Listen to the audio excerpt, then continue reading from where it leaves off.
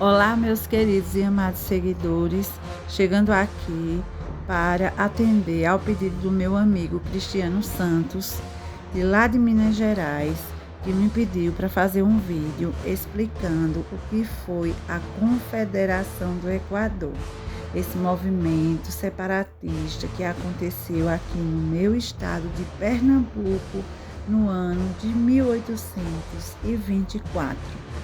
E que agora, no dia 2 de julho de 2024, completa exatos 200 anos. Então, esse fato histórico que marcou a história do nosso país é muito importante ser lembrado, principalmente porque ele teve grande relevância nas tomadas de decisão que desencadearam a independência do Brasil anos mais tarde. Então, pessoal, como eu já disse, a Confederação do Equador, ela foi um movimento político que ocorreu em 1824, aqui no Nordeste.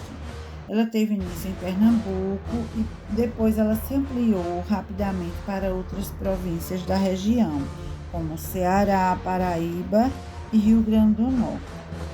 Em síntese, a Confederação do Equador ganhou esse nome porque se refere à proximidade dessa região, do centro desse conflito com a linha do Equador, Então, esse fato histórico, ele não ocorreu no Equador, ele ocorreu no Brasil, aqui na província de Pernambuco.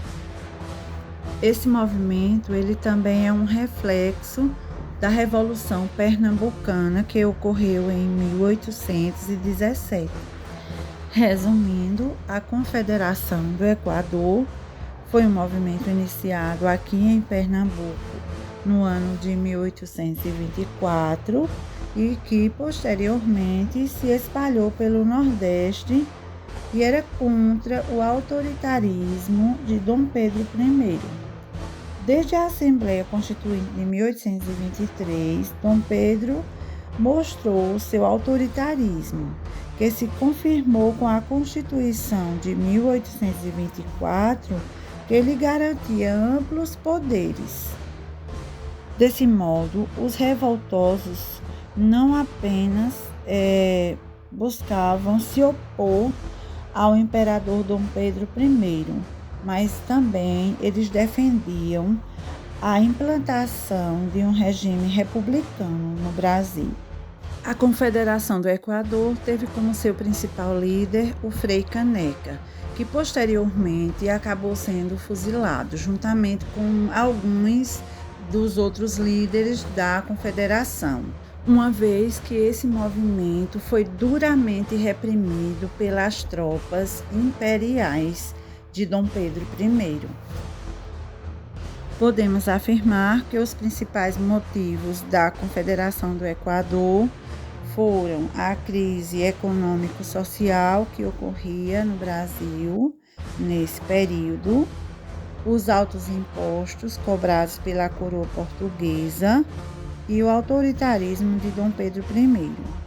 Contudo, o estopim da revolução, da revolta, foi a deposição do governador da província de Pernambuco, Manuel de Carvalho Paes. Essa deposição foi o estopim para que as lideranças do movimento iniciassem a revolta contra o governo central. Logo, outras províncias nordestinas, como Rio Grande do Norte, Ceará e Paraíba, aderiram à Confederação do Equador. Então, enquanto lutavam contra o Império, os revoltosos não se mostravam dispostos a nenhum tipo de negociação, O Frei Caneca, que foi o principal líder da Confederação do Equador, era conhecido por esse nome, porém o seu nome verdadeiro era Frei Joaquim do Amor Divino. Ele nasceu no Recife em 20 de agosto de 1779 e participou tanto da Confederação do Equador como também da Revolução Pernambucana em 1817, na qual os pernambucanos se levantaram contra a presença da família real portuguesa no Rio de Janeiro. Frei Caneca era jornalista e foi o fundador do periódico Tifes Pernambucano, que divulgava ideais dos revoltosos. Então, as tropas imperiais o prenderam, ele foi julgado e condenado à morte. Apesar dos apelos para que se preservasse a vida dele, no dia 13 de janeiro de 1825, Frei Caneca estava no Forte das Cinco Pontas para ser enforcado. Porém, os 3 carrascos se recusaram a executar as ordens. Então, foi quando a comissão militar ordenou o seu fuzilamento. Após o seu fuzilamento, o seu corpo foi deixado em frente ao convento das Carmelitas, dentro de um caixão de pinho. Os padres o recolheram e o enterraram. Outro líder muito importante da Confederação do Equador foi Cipriano Barata, que também foi um jornalista e também trabalhou colaborando com a divulgação dos ideais da Confederação do Equador.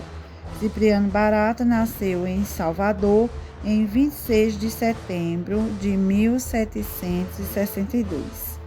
Ele esteve presente nas revoltas ocorridas no Brasil durante o período anterior à independência do Brasil, como a Conjuração Baiana e também a Revolução Pernambucana. Ele se uniu à Frei Caneca e se tornou um dos líderes da Confederação do Equador. Ao contrário do religioso, Barata foi preso na Fortaleza do Brum, no caso o Forte do Brum, no Recife, em 1825. Ele foi solto e manteve sua atividade jornalística até sua morte em 1º de julho de 1838. Outro fato muito importante é que Dom Pedro I solicitou empréstimos à Inglaterra para poder financiar as tropas que lutaram contra a Confederação do Equador. As discordâncias que existiam entre seus líderes fizeram com que o movimento se enfraquecesse, facilitando a vitória das tropas imperiais. Os revoltosos presos, condenados e alguns executados, como foi o caso do Frei Caneca. Então é isso aí, pessoal. Por hoje é só, espero que tenham gostado do vídeo. Um abraço a todos e até a próxima. Tchau, tchau.